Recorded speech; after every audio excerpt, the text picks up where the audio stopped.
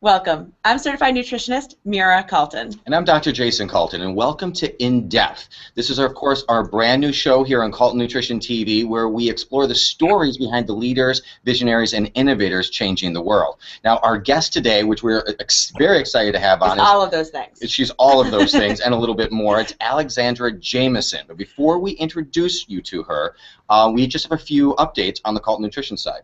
Yeah, well, I'm really excited about this next one. What I want to share is the fact that we have new flavors in, so we can finally actually have people start ordering the chocolate and vanilla boxes, which are amazing in coffee, and the lime and the strawberry. We're talking, of course, about nutrients. Yes, oh, forgot to mention that. So yeah, I'm really, really excited because I myself have been waiting for these flavors, and I'm excited to play with them and get some good recipes out for you guys. Absolutely. So we've had so many of you email us and wonder when the new flavors are coming out, and we had this whole thing about going back order. So all that's behind us, and so the good news is, and really the only thing we want to talk about here today is just that nutrients, all the nutrients flavors are now in stock, so you can definitely go ahead and start ordering those. So let's jump right into In Depth. The lady of the moment. All right, now, so I mentioned her name, Alexandra Jamieson. Of course, she's the woman behind the Oscar-nominated, mega hit, Super Size Me. Right. 10 years ago that came out now. Which we saw way before we knew Alex. Right, of course, yeah. We've been awe-inspired by that movie. It's definitely, it was one of those movies that changed nutrition. I think it was really kind of the first movie of its kind, and it's still just a great film even today. Yeah. So she, Alex, let's talk a little bit about her. She is a certified holistic and lifestyle coach. She is, of course, a best-selling author. She is a professionally trained gourmet chef. She's also something called a cravings whisperer. We'll talk to her about that one. Yeah, we'll talk to her. I'll ask her about that during our interview. You probably have seen her on Oprah, on shows like Martha Stewart Living. You've seen her in USA Today and People Magazine. She's currently living in Brooklyn, New York, where she gracefully juggles raising her 7-year-old son, running her company, alexandrajamieson.com. You can check it out there, and squeezing in exercise by riding her bicycle to the co-op. We're very excited to have you on the show. Welcome, Alex. Thank you, guys. I love hanging out with you, and this is so fun to learn about your new flavors and talk about I actually, just so you know, I just packed a box to you this morning. Yeah. I saw the email. I'm so excited to try them. Excellent. Well, we are just going to jump right in because there's so much to talk about. We are really excited about what you're planning right now. We want to make sure that every last person that watches this signs up to be part of it as well. Yes. So we'll get to that. But let's talk about a little bit of how you started in this whole Super Size Me. What was your part in it, and how did you end up getting involved? Well, Morgan and I, the star of the film, the guy with the handlebar mustache, Morgan and I were dating for a couple of years before we came up with the idea together. And my whole world revolved around food, and his whole world revolved around filmmaking. I was a beginning chef. I was becoming a holistic health counselor, and we were having all these conversations about kale and quinoa and foods he had never tried, but some of the larger issues in food that I was really passionate about since childhood. My parents raised me on a small organic farm outside of Portland, Oregon. Here I was living in New York City as a young adult, and I was seeing the school lunch program from a chef's perspective change. When I was growing up in the late 70s, early 80s, there was still some real food in the school lunch programs. Right. And then right after I moved to New York City, I had my first knee surgery, not so graceful on the snowboard, let's just say. And the hospital food was so bad. Even before knowing anything about nutrition, I was, laying there recovering from surgery and saying, "Wait, I'm sick and recovering, and you're serving me this? Right. This is like the worst food possible." So I was having all these conversations around the quality of food and the food culture, and this conversation grew out of, or got a little more intense when these two girls in New York City decided to sue McDonald's for their diabetes and obesity. And Morgan said, "Come on, that's crazy. You can't sue a food company. You go in, you buy their food, you eat it. It's your choice." And I said, "Well, look at the way they market to children. These are two teenage girls. They market it that it's okay to eat breakfast, lunch, and dinner. And he said, well, what if I ate nothing but McDonald's for 30 days? What would happen? And a little light bulb went off over his head. Good idea. And I said, no, don't do it. But it was too late. A month later, we were shooting the movie. Wow. And, the premise was he ate nothing but McDonald's for a month. He only supersized it, increasing the size when they asked him if he wanted to. Mm-hmm. And the results were pretty amazing. Yeah. He gained 24.5 pounds in a month. His liver was so filled with fat, he was giving himself non-alcoholic hepatitis. And his cholesterol went up 60 points. He was exhausted and moody. It was terrible. And what I thought was really fascinating was that at the beginning of the film, he went to 3 different doctors and a nutritionist to track his progress. Yeah. They all said, you're going to be fine. The human body is so resilient. And I was the only one who said, no, you're going to get really sick.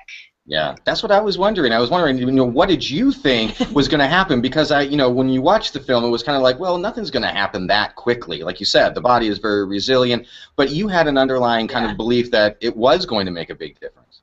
Yeah, absolutely. I knew from my own personal experience, I had just come through my own first detox, my own healing of my body, because I had lived a fast food lifestyle my teen years and early 20s. Right. I got away with it for a long time, but I got very, very sick, right, like a year before I met Morgan, and totally changed my diet in order to heal. So I knew the cause and the cure. Right. And I saw him doing the exact opposite of what I had done. So I had had the experience myself. And, actually lucky for us, he did have a terrible reaction to the food, because otherwise it would have been a really boring movie.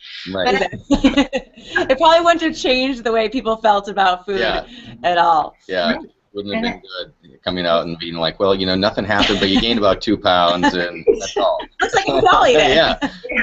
Yeah, McDonald's would have loved it. They would have loved that. Yeah, I'm sure. But it did. It did have a big impact, and it changed the conversation. It brought people's awareness to, wow, this is why I'm sick.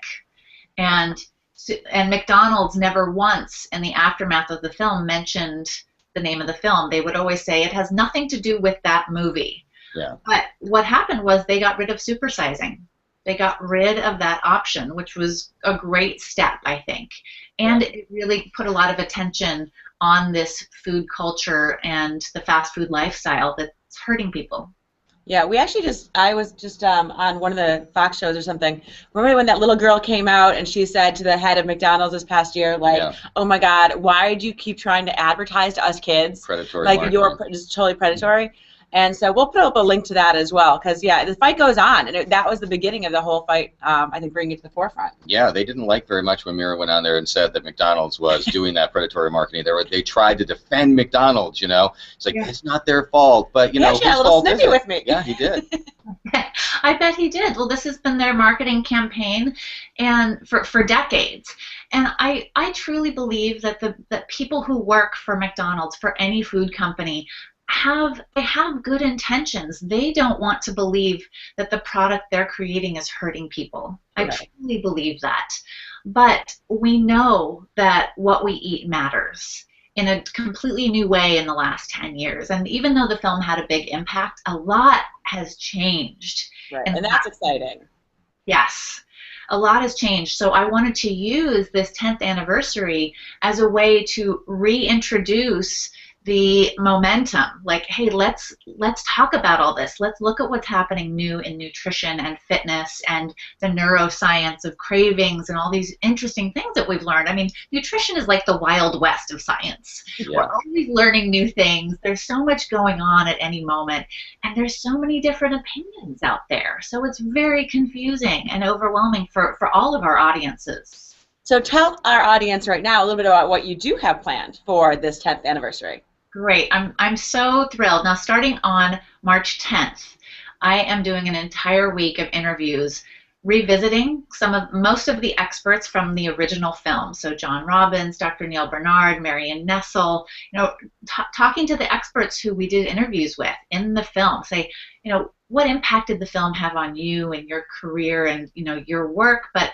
what's happened in the last 10 years? What do you see that's happening now and what's important?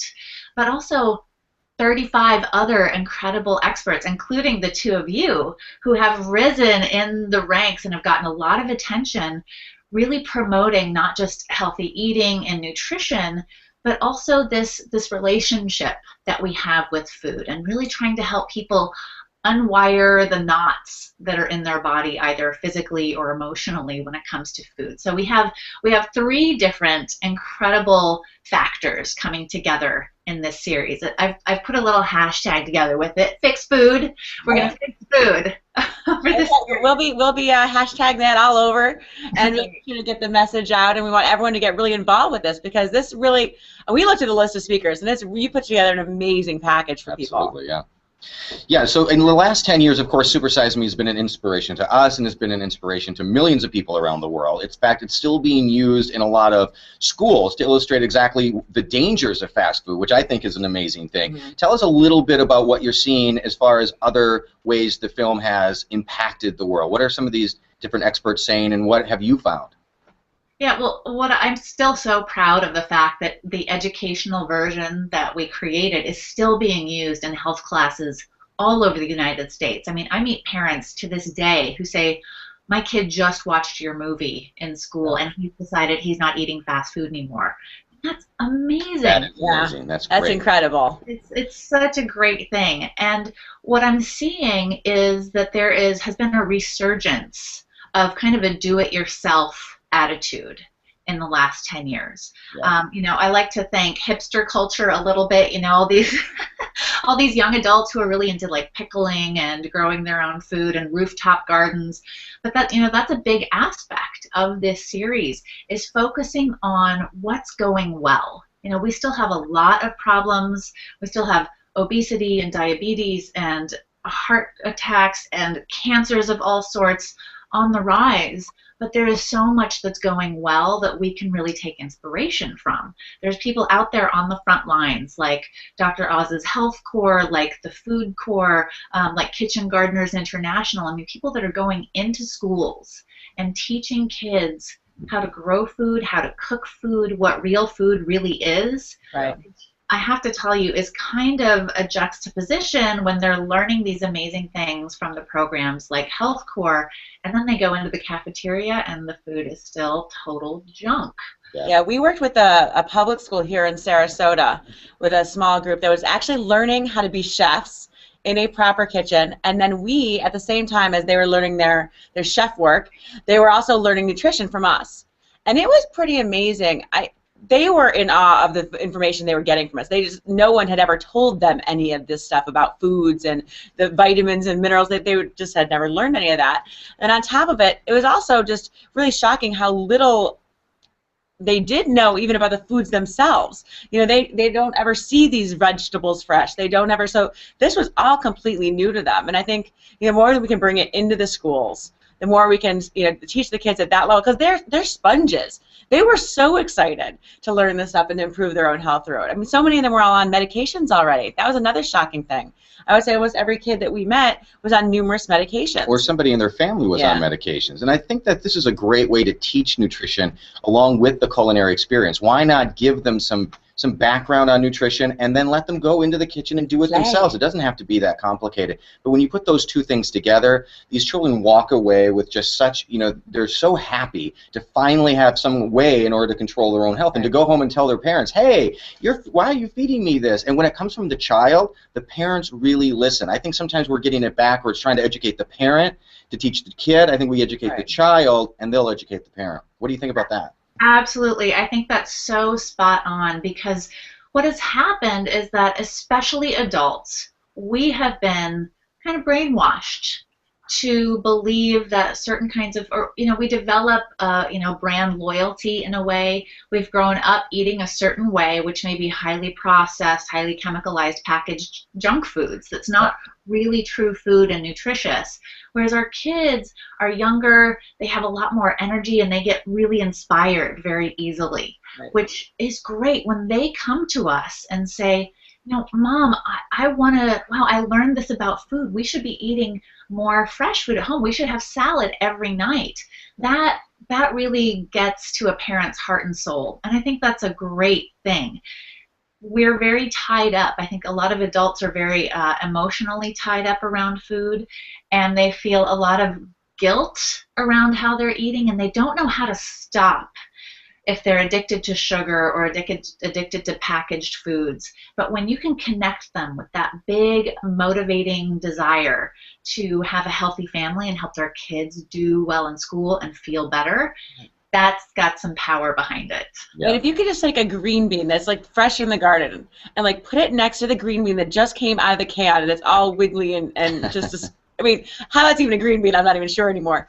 But if you could just put those next to each other and take a bite, one invigorates you and makes you feel fantastic. Just a bite. It's so naturally sweet and crisp. And the other thing, I'm not even putting that in my mouth. I mean, like, it's really amazing how much fresh food can just make you feel better. And I think little kids love that. Little kids love anytime they can pick something up and try it, you know. And they do, and that's really one of the aspects of the series that we're really highlighting is what organizations are out there, what's the work that they're doing. You know, they're the boots on the ground. They're out in the schools.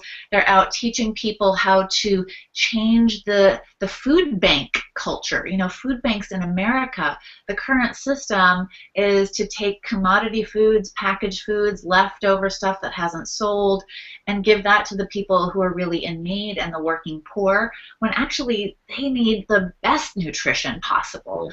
So, you know, talking to the Sacramento Food Bank, which has totally changed the food bank system. It's so exciting what they're doing, absolutely revolutionary and inspiring. So I know that when people see these interviews and they see the possibility and what's happening out there, that connects you to a purpose and hope around food. It's not just about, oh, I need to lose 15 pounds. When you see the landscape of the food culture, and you start to connect how you feel with what you eat and what's happening in your kid's school or around the corner at the food bank, it's truly transformational. Yeah, and plus, go ahead. So we were so inspired, and you, of course, you know about Rich Food, Poor Food, our book Rich Food, Poor Food, which brings everybody into the grocery store because this is a major problem. Exactly what you're talking about. You know, you may want to eat healthier, but how do I exactly define healthier food? How do I find it in the grocery store? And how do you inspire people to go out and make that a real effort? Yeah. So you know, we can't say enough about everybody out there who's and if you're watching right now and you're thinking to yourself, my gosh, I follow a diet, but I don't necessarily. Maybe I haven't gotten into the this healthy food concept. Quality is the key. Yeah. You know, I think quality is the key. Even over what kind of dietary philosophy you're following, you always want to make sure that quality is there. So, I can't say thank you enough for bringing this to the forefront. And this summit seems really positive. It's not about how can we all drop weight and feel bad about the fact that our hips are bigger than they should be. This is really about a really positive message. So thanks for bringing this to everybody. So how do you inspire people personally to go and make more food at home, to change the way that they're cooking in their kitchens?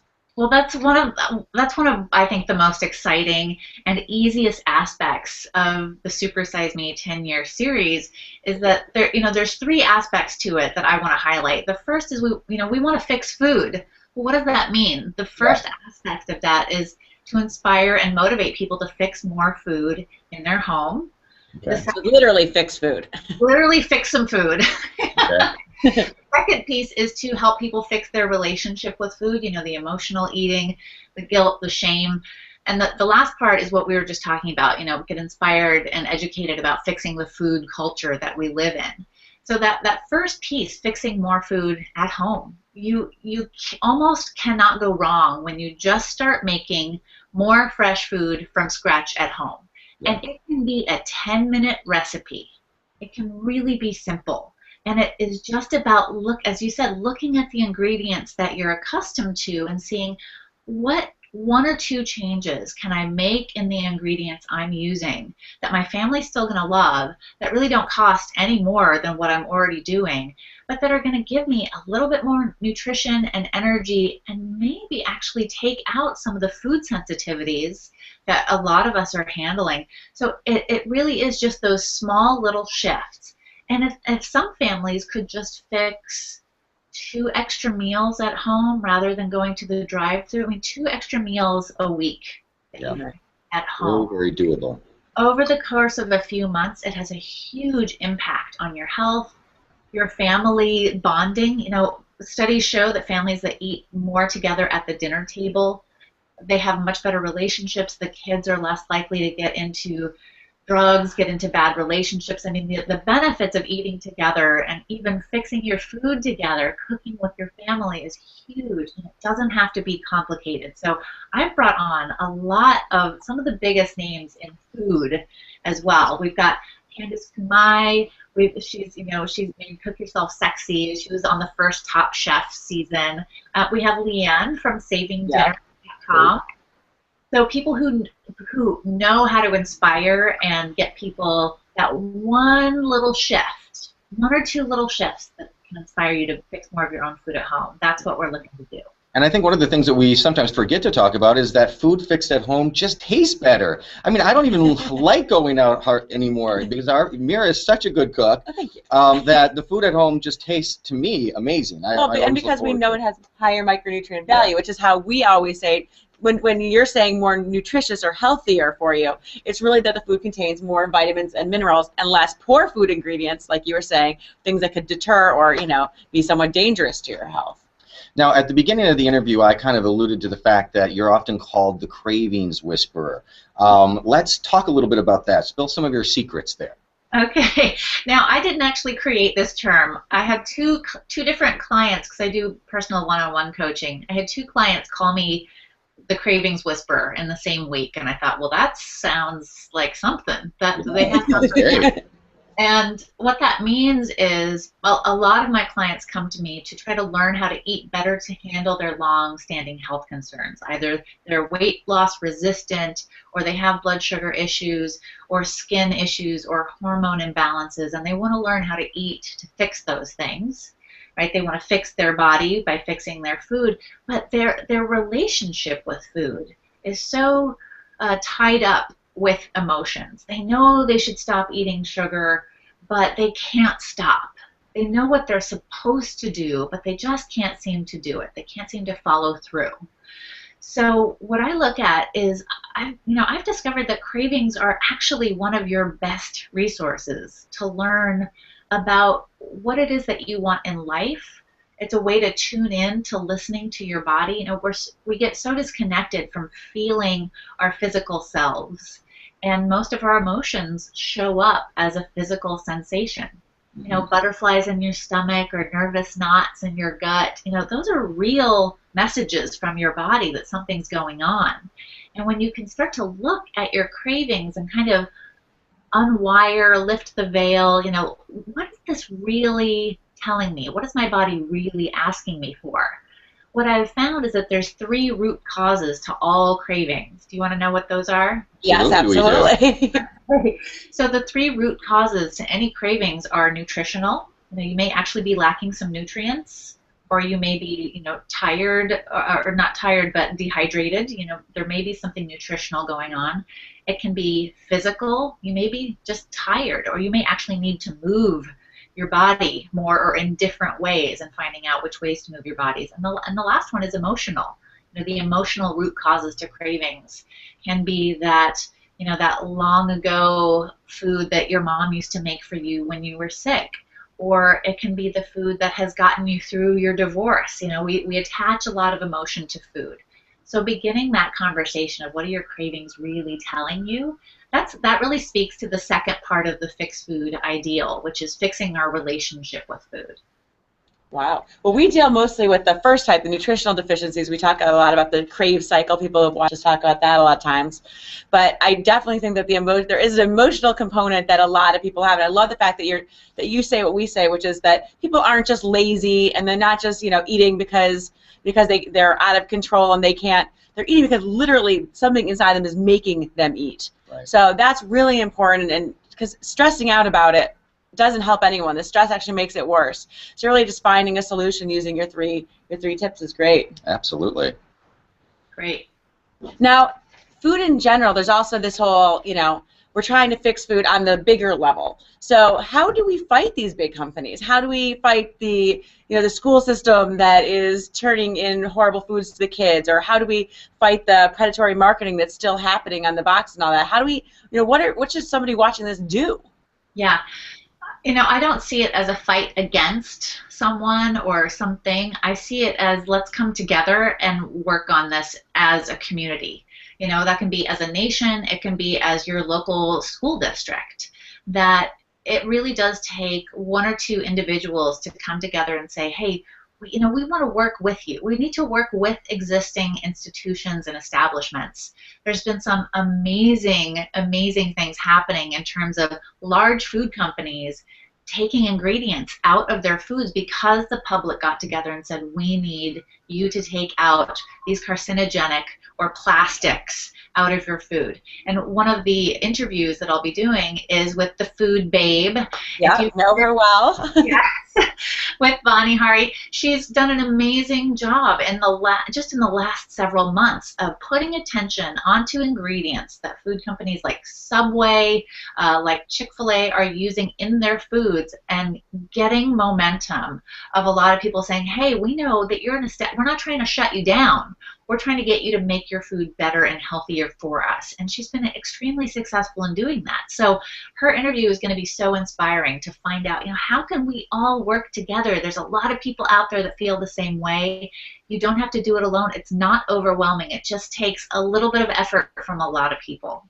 Yeah, absolutely. And of course, we're big on getting those ingredients out, teaching people how to identify those potentially dangerous ingredients in their food. And so I think that's, we call it the rich food revolution. We want people to go out there and really, and it is a revolution. People can go out, and you don't have to change the way that you're eating, but like you said, if you can get a few of these ingredients out of your grocery cart, or even just out of your and then food, make sure the rest of the food is still worth eating. Oh yeah, that's the important part there too. You don't want to just one ingredient. We want to make sure we make a big change across the board. The other thing is, in the grocery stores, we always talk about use your small community grocery store as a tool. So start going in. We have a list that people can download in our Rich Food Resource Center of all of our certified rich foods. You can actually go in the grocery store. If you're not finding products that serve your needs, go in. Managers actually like it when you request that they carry things. Sure. You're not a hassle to them, yeah. And you really can start seeing a difference in what they're carrying at the local grocery store by doing this. So we always say start with your local community and then reach out from there. Yeah. Now, of course, one of the things that we love to do on In Depth is really dig in and get to get to know you. Fun facts about you. Fun facts about you. So we have just a few questions that we're gonna throw at you. For instance, your first question is, where would you want to go on a dream vacation? Now we're talking just about nothing to do with work. This is just getting to know Alex. Oh, perfect. I already have that all imagined. After I turn in the manuscript for my next book, I want to go to Greece. I've never been to Greece. I see these incredible pictures of these beautiful houses that are climbing up the hills there, and I love Greek food. So if I could go somewhere that's sunny and warm on the ocean with incredible food and just olive oil, on every meal, I would be so happy. Excellent. Sounds like that would be a nice trip. Somebody will join you. It was amazing. Yes, enjoyed it? Definitely did. Great salads. Great salads and fantastic fish. Great seafood everywhere you go. Speaking of food, what is your favorite food? Oh my gosh. It's a cheat food or a fun food that you make, but what is your favorite thing to serve? So I am such a huge fan of coconut butter lately. It's winter right now while we're doing this conversation, so it's cold where I am. Unfortunately, I live in Brooklyn, New York City. You guys are smart. You're heading south, but I like to eat a lot of fat in the winter. It really satisfies me, and I love just the very hint of natural sweetness with coconut butter. That there's no added sugar, but when you taste a spoonful of that, and that's what I do, I just stick a spoon in the coconut butter and take a bite. Just like peanut butter, huh? It is. It's like peanut butter, but I don't do peanuts so much. So the coconut butter is so satisfying. I love it.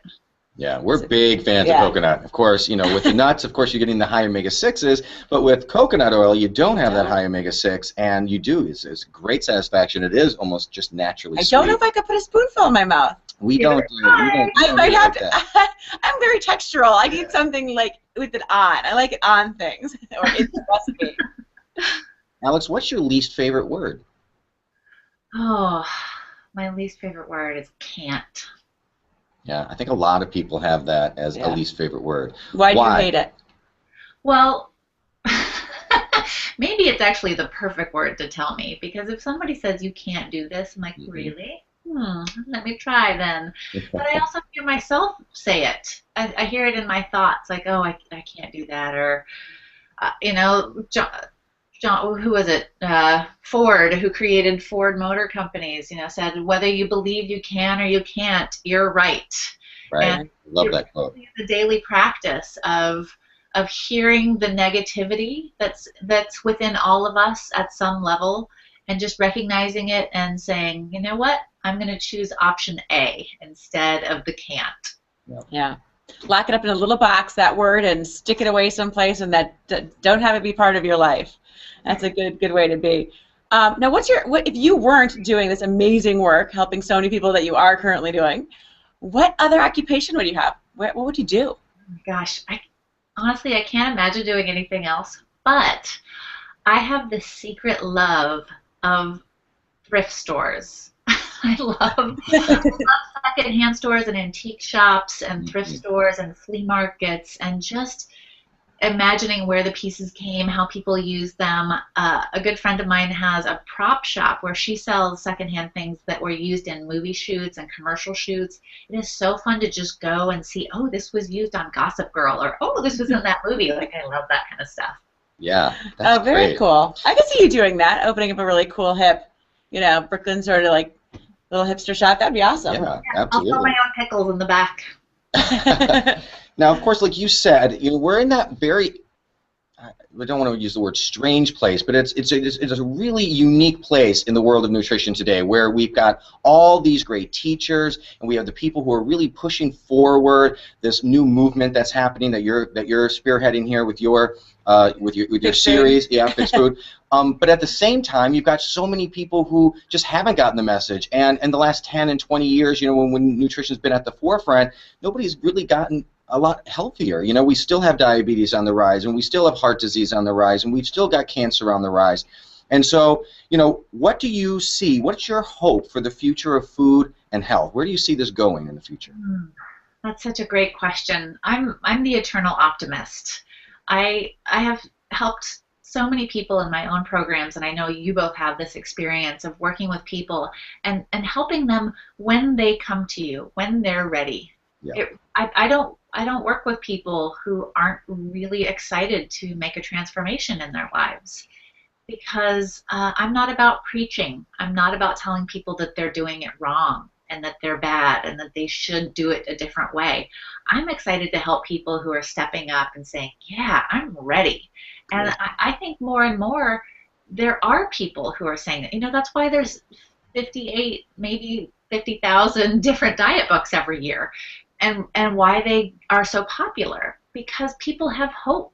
People do want to change. They just haven't found the right mix of the right food style for them, the right inspiration, and the community that's going to help them keep going forward. Yeah. That's actually, I think, the most helpful thing is this wired world that we live in now is actually a way to build community, even for the people who live in a small town or live in a family that's not quite on board with them. They can still get connected to a community of people that believes the way they do and wants to help them stay motivated. And I think that's the biggest thing, is that we can be connected, which I absolutely believe you need. You need a community of people around you, reality-wise or virtually, to help you stick with the fixed food transformation that you want to create. Yeah. Yeah, I think the community is so important, because so many people feel shamed by their families when they start something new, or they're just they need someone to talk to about what they're experiencing, or some side effects that so many things happen to your body and your mind when you start going through it. So I urge anyone who is getting inspired by watching this, and then who gets inspired by the 10-year anniversary Super Size Me Summit, to share with others communities that they like. Basically, you can write underneath this on our Facebook page. I would love to hear what communities some of you are enjoying and where you feel you're getting the most, the most support from, whether it be online or somewhere else. We'd love to have some ideas for those people who maybe haven't found the right place for them yet. Yeah, a lot of people, they get depressed. They've tried diets in the past. It maybe worked for a while, then it didn't work anymore, and now they're seeing all this new stuff come out, and they're like, well, I don't know, do I want to try it again? We hope to inspire you to say, even if you don't want to jump on board with a whole new dietary philosophy, start with that reconnection with food. Get that relationship. Right. Food quality is a great place to start again. You'll never be let down with that. From there, it'll grow and grow. And learning about what kind of food, kind of dietary philosophy you want to follow is a wonderful journey. It's something that can take place and unfold over a period of time. As we all know in this group, you could change how you're eating at any time. Yeah. So, Alex, you know about that. You want to tell everybody a little bit about your food journey? Sure. When I went through my first kind of food enlightenment, when I detoxed my own body, I discovered this word vegan, and my doctor at the time, who was really helping me to see that my food was the cause of my headaches and pain and depression and weight gain, he recommended a certain diet that was much less based on on animal products. And I read a book and I said, wow, I can take this even a step further and remove all animal products. It just felt like the right thing to do at the time, and I did, and it worked.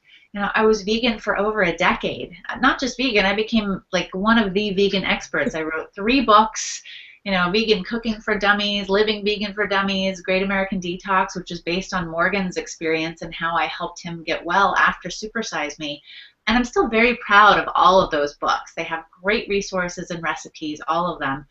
But after about a decade, a little over a decade, I started to feel like something was shifting in my body, and my hormones were changing. My menstrual cycle was getting shorter and shorter and shorter, and I was exhausted, and I started craving meat, which was very emotional for me. It was very frustrating. I did not ask to crave meat again.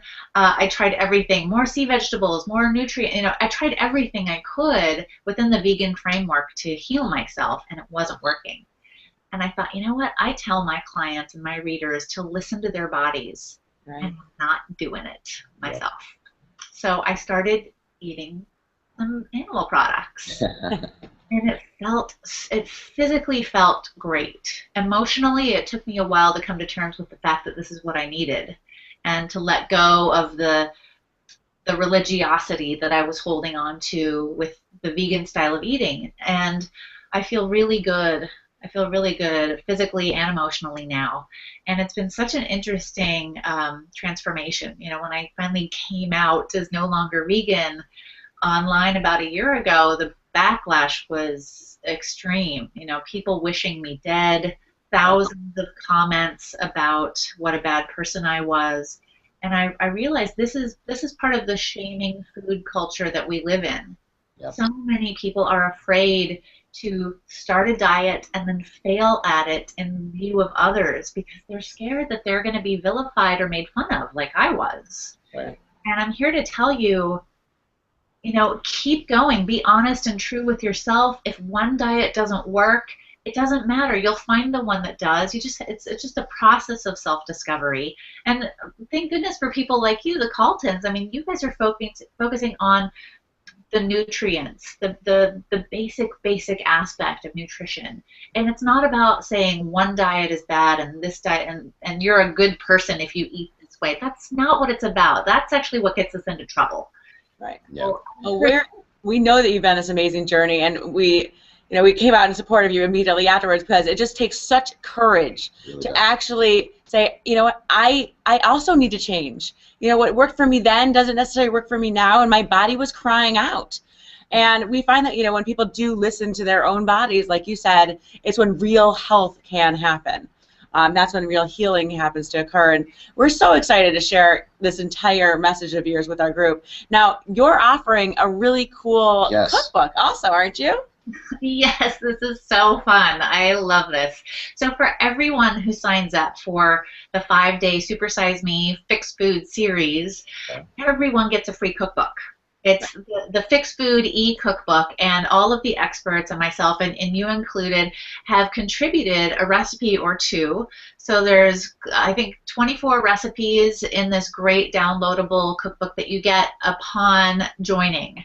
So when you sign up, you get this great resource to help you fix food at home today. Literally, start fixing your food in your house. Yeah. Now, we're so excited about that, and we are part of that. And we are going to put a link below so that everybody can make sure to sign up right away to get that ebook, because I actually haven't gotten my copy yet either. Well, it's just going up this morning, so by the time everyone clicks over there, it'll be ready. Awesome. Perfect. Yeah, so if you've been watching, if you've been inspired even just a little bit, we urge you, go and sign up for the Super Size Me 10-year summit. The people behind this, the people that you're going to hear talk about health and nutrition, I mean, these are really the top people in the field right now. You know, these summits that come up, there's so many of them, and every once in a while one really stands out. I can't urge you enough. I think this one is one of those that's really standing out in our lives. Really positive. I mean, that's what we love about this. It spreads the message of, and also you have some people from all different types of dietary profiles in this as well. It's not about choosing the right diet. It's about fixing food in America. Yeah. Yes, great. So, I guess we have to say goodbye now. We could talk to you forever, but thank you so much for joining us on In Depth. And if anybody wants to contact you, where's the best place, or if they want to learn more about this, where should they go? Well, they can go to alexandrajamieson.com, and I know you guys are putting up a link for where they can go sign up for the summit. Yep. Absolutely. So click on that. That will show you that there's a great video. There's all the experts are lined up there, or you can go to alexandrajamieson.com. Well, Perfect. Thank you so much for joining us, and thank everybody watching today for joining us. This has been In Depth with Calton Nutrition Television. Until next week, thanks for joining us. We'll see you next week. Bye-bye. Stay healthy, guys.